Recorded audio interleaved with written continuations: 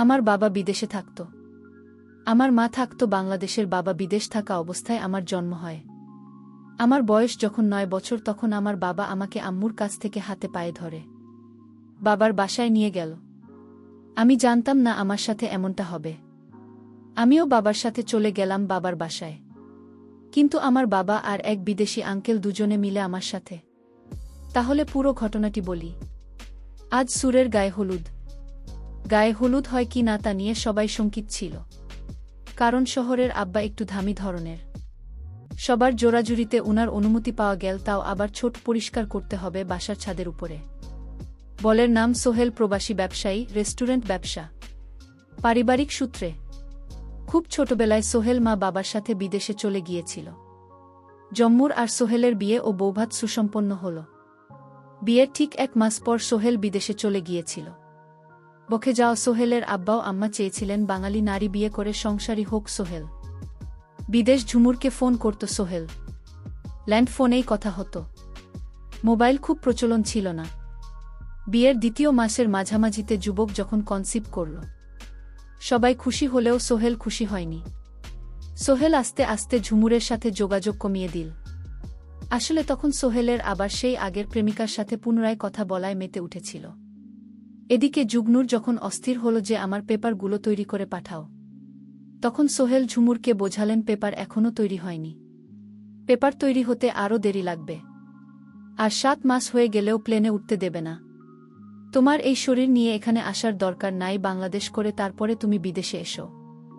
সোহেলের আব্বা কিছু আঁচ করতে পেরেছেন। ঝুমুরের সাথে সবসময় ফোনে খোঁজখবর রাখতেন। এদিকেও সময় ঘনিয়ে আসছে, ধীরে ধীরে সোহেল ফোন করে না। বললেই চলে, জঙ্গি সোহেলকে সবসময় ফোন করে যোগাযোগ রাখে। এদিকে 9 মাসের মাথায় বাচ্চার জন্ম নীল। সোহেলের আব্বা ক্লিনিক, বিল, আকিকা ও অন্যান্য খরচ বাদে মোটা অঙ্কের টাকা পাঠালেন। বাচ্চার নাম রাখা হল নেহা। নেহার বয়স যখন 4 মাস তখন সোহেলের আবার চাপের মুখে পেপারগুলো দেশে পাঠাতে বাধ্য হল সোহেল। একাই গেল বিদেশের জম্মুর, আর নেহা প্রথমেই ধাক্কা খেল সোহেল এয়ারপোর্টে এল না। জম্মুর মনে মনে প্রচণ্ড সকল। জিজ্ঞেস করলেন, সোহেল এল না কেন? সোহেলের মামা বলল, সোহেল খুব ব্যস্ত তাই আসতে পারেন নাই। এয়ারপোর্টের দেখার আগ্রহ রইল না ঝুমুর। শ্বশুর শাশুড়ির সাথে এয়ারপোর্ট থেকে বাসায় এল ঝুমুর। সোহেল বাসায় অনেক দেরি করে আসে। জম্মুরকে দেখে মোটেও খুশি হয় নাই।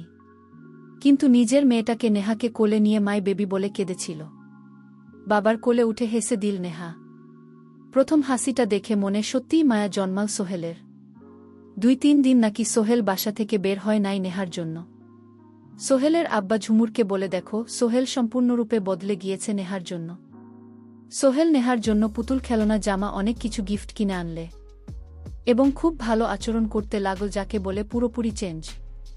আসল ঘটনা শুরু এখান থেকেই। মনে মনে খারাপ ফোন দিয়েছে সোহেল। জম্মুর কিছুতেই বুঝতে পারেন না। খুব বেশি সরল মনেই সোহেলকে বিশ্বাস করেছিল। বিদেশে যাওয়ার 2 মাস পর একদিন সোহেল বলল, ঝুমুরকে আমি বাংলাদেশে যাচ্ছি ব্যবসার কাজে, তুমিও চলো, মাত্র 5 দিনের জন্য। যাও আসা 2-3, মাঝখানে 3 দিন। নেহাকে নেওয়ার দরকার নেই, কষ্ট হবে। 6 মাসের বাচ্চাকে রেখে আসতে রাজি হল না জম্মুর। কিন্তু সোহেল বোঝালে, রকম সুযোগ আর হবে না। তুমি হয়তো আর 3-4 বছরেও যেতে পারবে না। কি বুঝে চুমু রাজি হয়ে সোহেলের সাথে বাংলাদেশে আসলো। ঠিক দুপুরবেলা বাংলাদেশের সোহেল আর জুর আসলো। কোনো রকম হাত মুখ ধুয়ে দুপুরের খাবার খেয়ে বিশ্রাম না নিয়ে এক কাপড়ে ঝুমুরের বাসা থেকে বের হয়ে সোহেল বলল, খালার বাসায় যাচ্ছি, ফিরতে সন্ধ্যা, একটু রাত হবে। চিন্তা করো না, যত তাড়াতাড়ি পারি আসব। সোহেল আসলে খালার বাসায় যায়নি। ওই মুহূর্তে ঢাকার উদ্দেশ্যে রওনা দিয়ে রাতের ফ্লাইটে বিদেশে উদ্দেশ্যে চলে গেল। রিটার্ন টিকিট আগে থেকেই কাটা ছিল। এদিকে রাতে জম্মুর খালার বাসায় ফোন করে জানতে পারেন সোহেল ওখানে যায়নি। সবাই দুশ্চিন্তা করে হাসপাতাল, অন্যান্য জায়গায় খোঁজাখুঁজি শুরু করল। পরের দিন যখন থানায় ডায়েরি করবে তখনই সোহেল ফোন করে ঝুমুরকে। কথাগুলো ছিল এমন, তোকে বাংলাদেশ থেকে আমার আব্বা এনেছিল, তাই আমি নিজেই তোকে দেখে আসলাম, আর যোগাযোগ করবি না, আমার মেয়ে আমি রেখে দিলাম। এছাড়া আমার কোনো উপায় নাই।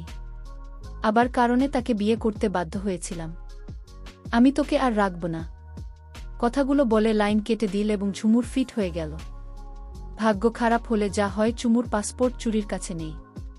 সোহেল নিয়ে চলে গিয়েছে, একেই বলে চরম বিশ্বাসঘাতকতা ও প্রতারণা।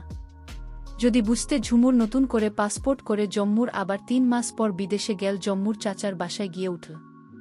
জম্মুর কোর্টের আশ্রয় নিয়ে নেহাকে ফেরত পেল। তখন সোহেল আবার ঝুমুরের সাথে সংসার করতে চাই। জম্মুর ও রাজি হল, কিন্তু ঝুমুর চাচা ও আব্বাকে ও রাজি হলেন না। জঙ্গি সোহেলকে ডিভোর্স দিল। এদিকে কোর্টের সিদ্ধান্ত অনুযায়ী নেহাকে সোহেল মাসে ২-৩ দিনের জন্য নিয়ে যেতে পারবে নিজের কাছে, এবং প্রতি মাসে সোহেল নেহাকে নিজের কাছে নিয়ে রাখে। নেহার বয়স যখন ১ বছর তখন ঝুমুরের আবার বিয়ে হয়। বাংলাদেশ থেকে আসা আপন চাচাতো ভাইয়ের সাথেই সোহেলের মনে মনে এটাই চিন্তা ছিল, আমি বিদেশে থাকি। সোহেল কিছুতেই বিষয়টা মেনে নিতে পারল না। ঝুমুর পরবর্তী বিয়ের জীবনে বেশ সুখেই আছে। এক ছেলে ও আরও এক মেয়ে হয়েছে ঝুমুরের। সোহেল যে মেয়েটার সাথে সম্পর্ক ছিল তার সাথে বিয়ের পর সেখানে ডিভোর্স হয়। পরবর্তীতে সোহেল আবার বিয়ে করে বর্তমানে সংসারী। নেহা মূলত ঝুমুর কাছেই থাকে। আবার সোহেলের সাথে নেহার যাতায়াত ও যোগাযোগ আছে। একদম নিখুঁত বাবা ও মেয়ের সম্পর্ক। নেহা এখন অনেকটা বুঝে। নেহা মাঝে মাঝে একা একা মন খারাপ করে। মা আছে, পাপাও আছে, কিন্তু আমি মাপা একসাথে নেই। এভাবেই চলতে থাকে জীবন। আর ভাবে জীবনটা কেন এমন হলো। নেহার বয়স যখন ৯ বছর তখন নেহা বুঝতে পারে যে আমার বাবা আমার মাকে ছেড়ে অন্য আরেকজনকে বিয়ে করে। তাই বাবার প্রতি একটা ঘৃণার জন্ম নিল নেহা। একদিন আকুতি মিনতি করল সোহেল তার মেয়েকে তার বাসায় নেওয়ার জন্য, কিন্তু ঝুমুর দেয়নি। তখন সোহেল বলল, মেয়ে তোমার একা না, আমার মেয়ের প্রতি অধিকার আছে। ওর শরীরে আমার রক্ত আছে। প্লিজ আমার মেয়েকে আমার বাসায় একদিনের জন্য দাও। জম্মুর বলল, হঠাৎ আপনার মেয়ের প্রতি এমন সহানুভূতি দেখাচ্ছেন কেন? শুধু একদিনের জন্য নেহাকে আমার কাছে দাও। নেহা দেখতে মাশাল্লাহ অনেক সুন্দরী হয়েছে। এবার ক্লাস 7-এ পড়ে। ঝুমুর, তুমি আমার মেয়েকে একবার দাও আমার বাসায়, আমি একদিন রেখে আবার দিয়ে দেব। তখন ঝুমুর কোনো উপায় না পেয়ে বলল, ঠিক আছে, একদিনের বেশি, কিন্তু আমার মেয়ে তোমার বাসায় থাকতে পারবে না। ঠিক আছে ঝুমুর, তোমাকে অনেক ধন্যবাদ রাজি হওয়ার জন্য। মানে হাজ বাবার সাথে বাবার বাসায়। নেহা বলল, আমি তোমাকে ভালোবাসি না বাবা, কারণ আমার মাকে তুমি অনেক কষ্ট দিয়েছ। আরে না না, আমি তোমাকে কষ্ট দেইনি, তুমি জানো না আমি তোমার মা আমাকে উল্টো কষ্ট দিয়েছে। আজ থাক মামনি, এসব কথা তোমাকে আজ সারাদিন নিয়ে ঘুরব, অনেক সুন্দর জায়গায় নিয়ে যাব যেখানে তুমি কোনোদিন যাওনি। এখনই সত্যি বাবা, তুমি আমায় রকম সুন্দর সুন্দর জায়গা নিয়ে যাবে। আমি যাব বাবা, তুমি আমাকে নিয়ে যাও। ঠিক আছে মা, আজ রাত আমার বাসা থেকে কাল তোমাকে ঘুরতে নিয়ে যাব। এদিকে বাবার মনে অন্য চিন্তা ঘুরপাক খাচ্ছিল। নেহাকে কি করা যায়? আমার স্ত্রী আমার প্রতি যে অত্যাচার করেছে, আমাকে যেভাবে ঠকিয়েছে, এর একটা কিছু করব যেন আমার স্ত্রী বুঝতে পারে আমি কতটা ভয়ঙ্কর হতে পারি। আমার স্ত্রী আমাকে যেভাবে ঠকিয়েছে। বাবা মনে মনে কি ভাবছ? মাকে ঘুরতে নিয়ে যাবেন না? জাগো মা, এই তো বাড়ির কাছাকাছি এসে গেছি। তারপর বাসায় নেহাকে নিয়ে রাতে মাংস সবজি কিচেন দিয়ে খেয়ে নিলাম। মামনি, তুমি এখন ঘুমিয়ে পড়, পাশের রুমে, এটা তোমার জন্য করেছি। তুমি ঘুমাও না, সকালে তোমাকে নিয়ে ঘুরতে যাব। নেহা খুশি হয়ে ঘুমিয়ে পড়ল। সকাল হল, নেহা বলল, বাবা ঘুরতে যাবে না? যাব মা, তুমি সেজেগুজে নিজেকে তৈরি করো। তারপর আমি বাবার কথা মতো নিজেকে তৈরি করে নিলাম। তারপর বাবার সাথে ঘুরতে বের হওয়ার জন্য রওনা দিলাম। বাবা আমাকে নিয়ে যেতে যেতে পাহাড়ি এলাকায় নিয়ে গেল। পাহাড়ের নিচে সাগর, কি অদ্ভুত সুন্দর দৃশ্য, দেখলে মন জুড়িয়ে যায়। এদিকে নেহার বাবা এক লোকের সাথে ফোনে কথা বলতেছিল অনেকক্ষণ ধরে। বাবা, তুমি কার সাথে কথা বলল? আরে মা, তোমার এক বিদেশি আঙ্কেলের সাথে। সোহেল বলল, কোথায় আছেন না? আমি আমার মেয়েকে নিয়ে হাজির। আপনার কোথায় চলে আসেন? আমি বান্দরবানে পাহাড় আছি। ঠিক আছে, আপনি এখানে থাকে, আমরা আসছি। নেহা বলল, বাবা চলো এখন অন্য কোথাও যাই, এখানে আর ভালো লাগছে না বাবা। আরে মা, তো মা, এক বিদেশি আঙ্কেল আসবে তোমায় দেখতে। আমি বলেছি আমার মেয়ে অনেক বড় হয়ে গেছে। তখন তোমার আঙ্কেল তোমায় দেখতে আসছে, তোমার জন্য গিফট নিয়ে আসছে। বাবা, সত্যিই আমার জন্য গিফট নিয়ে আসছে? এতক্ষণে তখন বিদেশি আঙ্কেল হাজির হল। তখন সোহেল বলল, এ হচ্ছে আমার মেয়ে নেহা।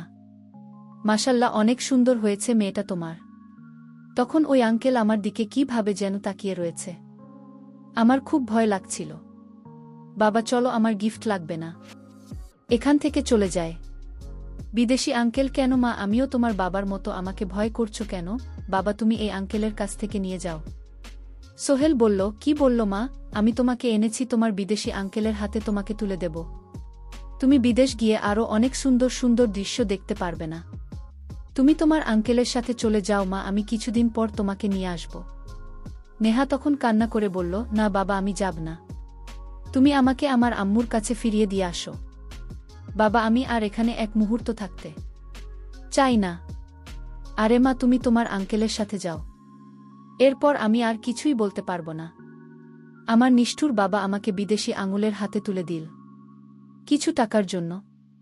সোহেল তখন নেহাকে বলল, তুই আমার মেয়ে না, তোর মা আমার সাথে প্রতারণা করেছে আমি যখন বিদেশে ছিলাম, আর আমার সত্যিকারের মেয়েকে তোমা মেরে ফেলেছিল। আর তাই তোকে বিদেশি আঙ্কেলের হাতে তুলে দিলাম, যেন তোর মা আর তোকে কোনোদিন যেন খুঁজে না পায়। সন্তান হারানোর যন্ত্রণা আমি হারে হারে টের পাচ্ছি। আজ তোর মা বুঝতে সন্তান হারানোর যন্ত্রণা। তোকে যখন খুঁজে পাবে না তখন বুঝবে। বাবা তাই বলে তুমি আমাকে দিয়ে তুমি প্রতিশোধ নিচ্ছ। বাবা আমার কম বয়সে আমাকে ফেলে দিও না। চুপ কর, তুই আমার মেয়ে না, আমাকে বাবা বলে ডাকবি না। এই কথা শোনার পর আমি আর কিছুই বলতে পারব না। হঠাৎ ঘুম থেকে উঠে দেখি আমি বিদেশ আঙ্কেলের বাসায়। তারপর কি হলো সেটা শোনার জন্য পরবর্তীতে ভিডিও দেওয়া হবে। সেই পর্যন্ত সবাই ভালো থাকবেন। ধন্যবাদ।